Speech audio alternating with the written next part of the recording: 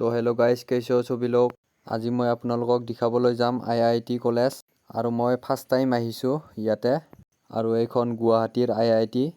ভিতৰত বহুত ধুনীয়া লাগে আহি আৰু আজি মই প্ৰথম এনেকুৱা দেখিছো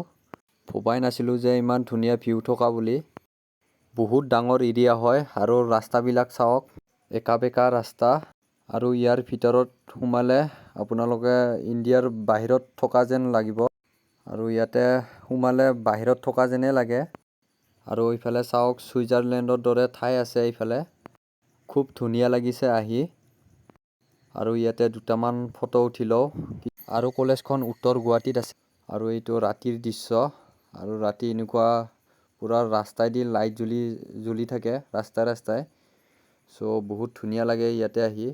আৰু ইয়াতে ষ্টুডেন্ট বিলাকে সাইকেলিং কৰি থাকে ইয়াত সাইকেল চলাই থকা দেখা পাব আৰু এখন প্লেগ্ৰাউণ্ড